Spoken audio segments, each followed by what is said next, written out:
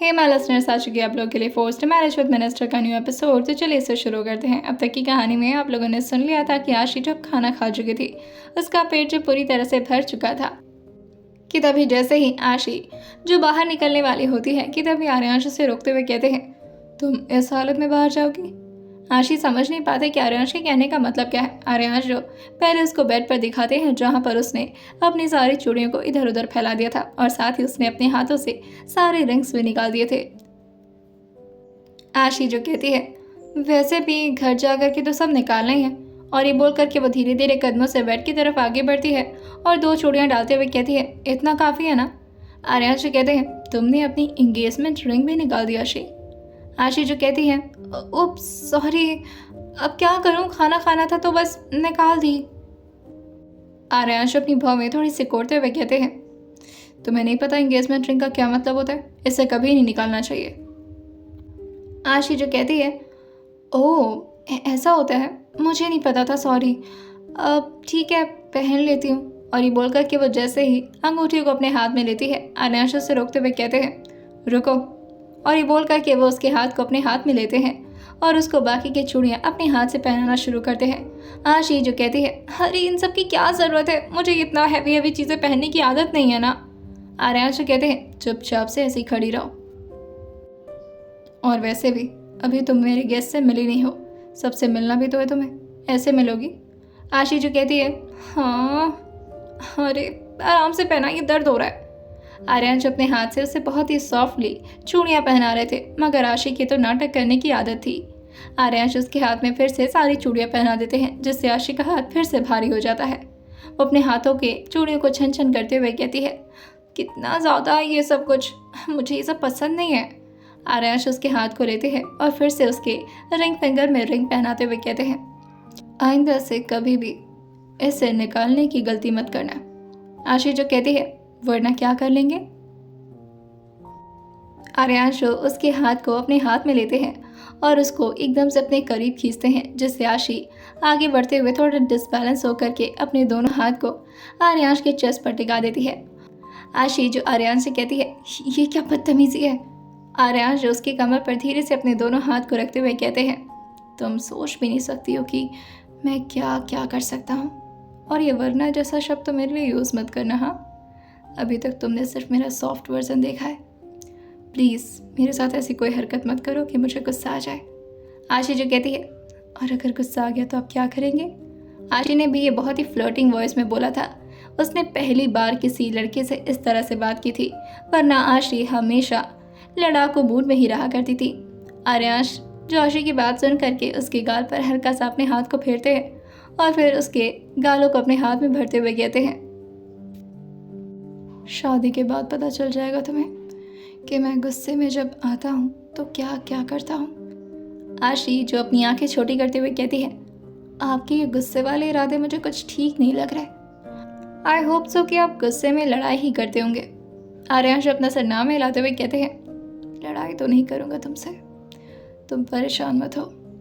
हाँ, कुछ और के बारे में हम सोच सकते हैं। आशी जो झटके से आर्यांश से अलग होते हुए कहती है, कुछ और का क्या मतलब है। आर्यांश कहते हैं, सारी एक्सप्लेनेशन तुम्हें आज के दिन ही चाहिए, कुछ बातें हम शादी के बाद के लिए बचा लें। आशी अपना सर हाँ में लाते हुए कहती है, हाँ बिल्कुल, वैसे भी ये शादी तो मैं होने नहीं दूंगी। आर्यांश भी अपने मन में धीरे से कहते हैं, मैं भी देखता हूँ कैसे रोकती हो तुम्हें शादी को। वैसे तो आशी ने इतना धीरे बोला था कि आर्यांश को बात सुनाई नहीं दी थी, मगर आर्यांश को समझ आ रहा था कि आशी के दिमाग में इतनी आसानी से तो आर्यांश को एक्सेप्ट करने की बात नहीं चलेगी। वो ज़रूर कोई ना कोई स्टूपिड प्लानिंग दोबारा से बनाने की कोशिश करेगी, जिससे वो आर्यांश से दूर हो जाए। आर्यांश जो अपने हाथ में एक टिश्यू पेपर लेते हैं और आशी के चेहरे को अपनी तरफ उठाते हुए कहते हैं, तुम्हारी लिपस्टिक खराब हो गई है, ला मैं ठीक कर देता हूँ। आशी जो कहती है, इसकी ज़रूरत नहीं है, मैं खुद कर लूँगी। आर्यांश से कहते हैं, चुपचाप से ऐसी खड़ी रहो। और ये बोल करके वो उसके होठों के किनारे से सारे लिपस्टिक को अच्छे से क्लियर करते हैं। आशी और आर्यांश उस वक्त काफ़ी क्लोज खड़े थे। आशी की निगाहें जो ना चाहते हुए भी बार बार आर्यांश के चेहरे पर आकर टिक जा रही थी और वो उनको बिना अपनी पलक झपकाए देखने लग रही थी। आर्यांश जो उसके होठों पर से अपनी नज़र हटा करके एक बार आशी की नज़र से अपनी नज़र मिलाते हैं, जिससे आशी थोड़ा एम्बैरेस होकर के अपनी आंखों को इधर उधर करने लगती है, जैसे वो ये प्रिटेंड करने की कोशिश कर रही हो कि उसकी नज़र तो आर्यांश पर गई ही नहीं है। आर्यांश जो उसकी हरकत को देखकर हल्का सा स्माइल करते हुए कहते हैं, तुम्हारा ही हूँ, देख सकती हो मुझे, इसमें इतना शर्माने वाली बात नहीं है। आशी जो अपनी आंखें बड़ी बड़ी करते हुए कहती है, मैं आपको नहीं देख रही थी। आर्यांश अपनी एक उंगली को आशी के होठों पर रखते हुए कहते हैं, बोलो मत, एकदम चुप रहो, वरना तुम्हारी लिपस्टिक और ज़्यादा ख़राब हो जाएगी। आशी जो कहती है, और वो उसी उंगली को देख रही थी जो इस वक्त आर्यांश ने उसके होठों पर रखा था। आर्यांश जो अपनी उंगली को हटा ही नहीं रहे थे, जिससे आशी अपनी आंखों से ही उनकी उंगली पर इशारा करती है और फिर उन्हें देखते हुए कहती है, आर्यांश जो अपनी उंगली को हटाते हुए कहते हैं, ओह सॉरी, तुम्हें देखकर भूल जाता हूँ कि क्या कर रहा हूँ। पहली बार किसी की बातों ने आशी के धड़कन को इस तरह बढ़ा दिया था। उसने कभी भी आज तक अपनी लाइफ में कोई ऐसी रोमांटिक चीज़ एक्सपीरियंस नहीं की थी। उसे तो रोमांटिक मूवीज़ भी बहुत ही बोरिंग लगता था, मगर आज न जाने आशी को क्या हो गया था। मिनिस्टर का यूँ इस तरह से उसे छूना उसे ना तो गुस्सा दिला रहा था और ना ही बुरा लग रहा था। इवन उसकी तो धड़कनें ही बढ़ चुकी थी ये सब कुछ देख करके। इस वक्त आर्यांश ने आशी के चिन्ह को अपने हाथों से पकड़ रखा था। वो अपने थंब से आशी के चिन्ह को हल्का सा टच करते हैं और उसे हिलाते हुए कहते हैं, कहाँ गुम हो गई हो मैडम? अब अगर इस तरह तो मुझे देखोगी तो मैं फिर यहीं रह जाऊंगा, भूल जाऊंगा कि आज हमारी इंगेजमेंट हुई है और अपना सारा कंट्रोल अभी के अभी खो दूंगा। जैसे आशी ने इतना सुना था, वो एकदम से पीछे होते हुए कहती है, क्या क्या बोल रहे हैं आप? आर्यांश जो कहते हैं, सही तो बोल रहा हूँ, तुम्हें 5 मिनट से बोल रहा हूँ कि तुम्हारा सारा मेकअप क्लियर कर दिया मैंने, मगर तुम हो कि बात ही नहीं सुन रही और बस मुझ में इस तरह गुम हो गया जैसे कुछ ज़्यादा ही पसंद आ गया मैं तुम्हें। आशी जो कहती है, अच्छा, खुद की तारीफ कोई आपसे करना सीखे, ऋतिक रोशन नहीं है आप। आर्यांश जो टिश्यू पेपर को ट्रैश कैन में फेंकते हुए कहते हैं, आर्यांश शाहज़ादा बनकर के मैं बहुत खुश हूँ और मुझे किसी और को कॉपी करने की ज़रूरत नहीं है। मेरा अपना स्टाइल ही तुम्हारे जैसे कई लड़कियों को फिदा करने के लिए काफ़ी है, तो मुझे और क्या चाहिए अपनी लाइफ में। आशी जो कहती है, जो आपको चाहिए वो अभी तक मुझे समझ तो नहीं आया है, मगर बहुत जल्द पता लग जाएगा। आशी की आंखों में ये बोलते हुए बहुत ही चमक थी, जिसे आर्यांश पे नोटिस करते हुए कहते हैं, तुम कुछ नहीं समझ सकती, तुम बहुत मासूम हो। और ये बोल करके वो हल्का सा आशी के चेहरे को टच करते हैं और कहते हैं, चले। आशी जो कहती है, चलते हैं। आशी जो खुद को एक बार मिरर में देखती है और आर्यांश के साथ वहाँ से बाहर निकलने लगती है। आशी के पैर में वो हाई हील जो उसे बहुत ही ज़्यादा परेशान कर रही थी।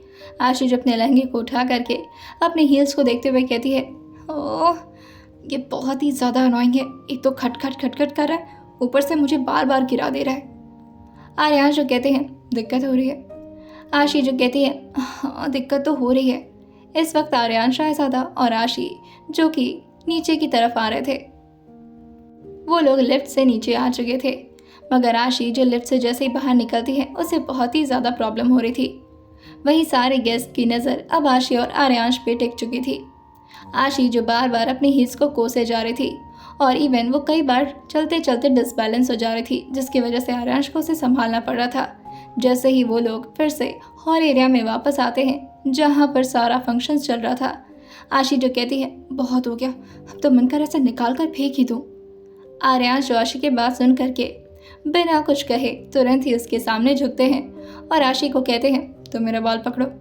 आशी जो कहती है, क्या? आर्यांश जो कहते हैं, अच्छा चलो मेरे शोल्डर पर हाथ रख लो वरना गिर जाओगी। आशी जो उनके शोल्डर पर हाथ रखते हुए कहती है, पर आप कर क्या रहे हैं?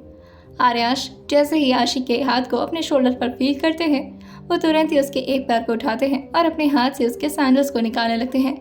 आशी जैसे ही ये रियलाइज़ करती है कि इस वक्त आर्यांश उसके पैर को छू रहे हैं, वो काफ़ी ज़्यादा अनकंफर्टेबल हो जाती है। वहीं आए हुए सारे लोगों की नज़र इस वक्त आर्यांश और आशी को ही देख रही थी और सबके मुंह पर सिर्फ एक ही गॉसिप चल रहा था कि आखिर आर्यांश शाहज़ादा ये कैसे कर सकते हैं। सारे लोगों की आंखें जो एकदम से बड़ी हो गई थी। जो शख्स किसी के सामने ठीक से बात तक नहीं करता, वो एक लड़की के सामने इस तरह से झुका हुआ है, वो भी इतने लोगों के सामने, जहाँ पर मीडिया और साथ ही उनकी ओपोनेंट पार्टी है। आशी जो धीरे से कहती है, ये क्या कर रहे हैं आप? आपको इस तरह नहीं करना चाहिए, सब मुझे घूर घूर कर देख रहे हैं। आर्यांश कहते हैं, तुम सिर्फ मुझे देखो और किसी को तुम्हें देखने की ज़रूरत नहीं है।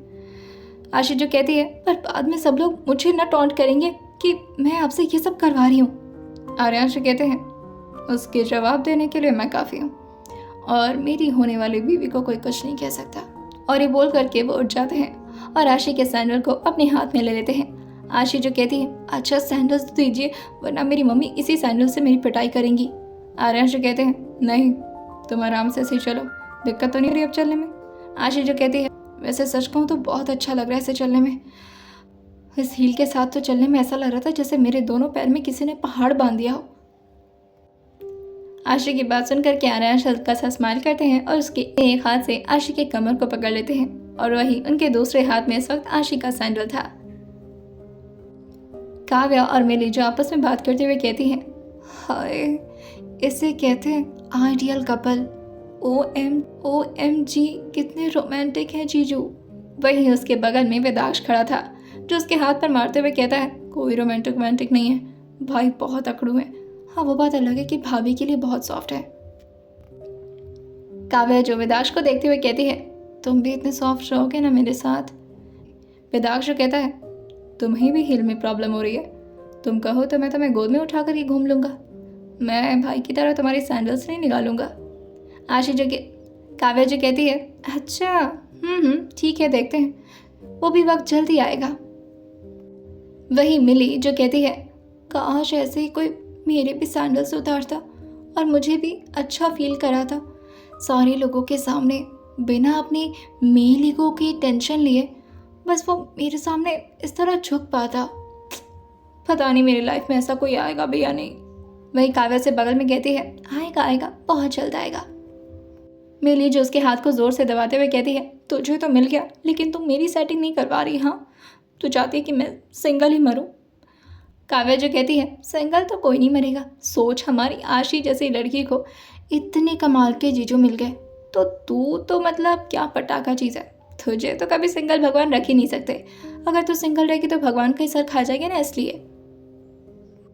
आर्यांश की दादी जो आर्यांश के सामने आते हुए कहती हैं, बेटा अब आपसे गेस्ट मिलने आए हैं, आप चलेंगे? आर्यांश कहते हैं, जी चलते हैं। और ये बोल करके वो आशी को भी अपने साथ ले जाने लगते हैं। वही सुशीला जी जो कहती हैं, अब बेटा वो हाथ से सैंडल्स तो उतार दो। आर्यांश जो कहते हैं, क्यों कोई प्रॉब्लम है आपको? सुशीला जी जो कहती हैं, नहीं मुझे तो नहीं है, मगर आए हुए गेस्ट क्या सोचेंगे, मेहमानों के बारे में थोड़ा तो ख्याल करो बच्चे।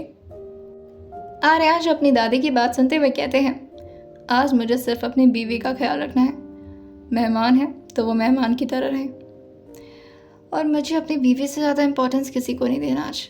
और ये बोलते हुए वो हल्का सा स्माइल करते हुए आशी को ही देख रहे थे। उनके होंठ तो इस वक्त बिल्कुल ही शांत थे, मगर उनकी आंखों में बहुत सारी शैतानी नजर आ रही थी। आशी जो एक बार आर्यांश की नज़र में देखती है और फिर अपनी नज़र को घुमाते हुए इधर उधर देखने लगती है। आर्यांश एक एक करके आए हुए गेस्ट से मिल रहे थे। सारे लोग जैसे ही उनसे हैंडशेक करने जाते, आर्यांश अपने हाथ में लिए हुए सैंडल को दिखाते हुए कहते हैं, sorry my hand is busy right now. वही वो दूसरे हाथ से आशी की कमर को पकड़े हुए थे। आशी जो धीरे से कहती है, आप इस हाथ को। आशी जो आर्यांश के इस लहजे को सुनकर कहती है, किस तरह से बात कर रहे हैं, आए हुए सारे लोग बड़े बड़े पोस्ट के आदमी हैं, कुछ लोग इतने बड़े बड़े बिजनेसमैन हैं, कुछ लोग तो MLA हैं, और इस तरह से आप बात कैसे कर सकते हैं? आर्यांश जो कहते हैं, I don't care about anyone, मुझे सिर्फ तुम्हारा ख्याल रहता है। आशी जो कहती है, इतना नाटक करने की ज़रूरत नहीं है, जिस हाथ में आपने सैंडल पकड़ रखा है वो हाथ फ्री भी हो सकता है, लाइए सैंडल मैं अपने हाथ में ले लेती हूँ ना। आर्यांश जो कहते हैं, नहीं मैं तो मैं अपने हाथ में नहीं दूंगा, जब मैं हूँ तो तुम्हें कोई भी चीज़ कैरी करने की ज़रूरत नहीं है। इवन मैं तो कहता हूँ अगर तुम्हें चलने में दिक्कत है तो मैं तुम्हें भी उठा लेता हूँ। आशी जो कहती है, अच्छा कुछ ज़्यादा ही रोमांटिक नहीं हो रहे?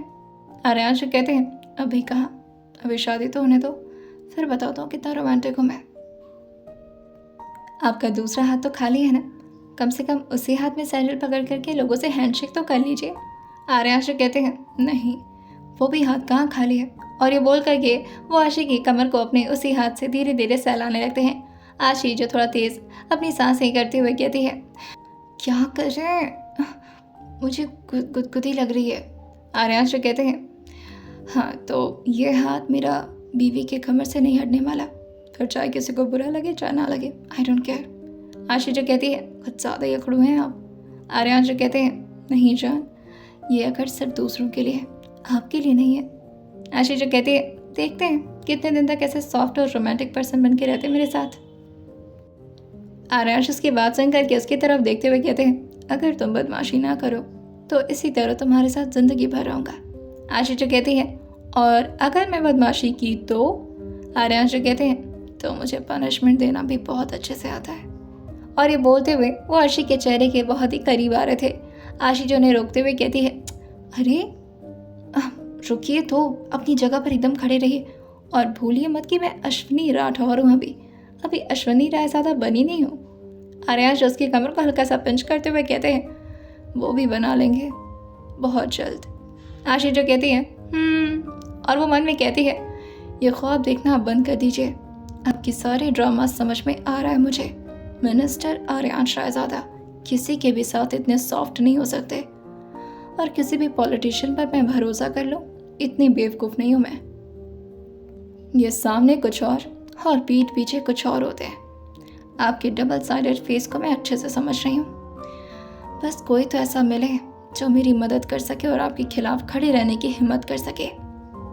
आइए जानते हैं क्या होने वाला है आने वाले एपिसोड में, और क्या कोई मिल पाएगा आशी को ऐसा जो आर्यांश के खिलाफ उसकी हेल्प करेगा। आइए जानते हैं इसे आने वाले एपिसोड में, और सुनते रहिए फोर्स्ड मैरिज विद मिनिस्टर सिर्फ और सिर्फ स्टोरी विद सौम्या के साथ।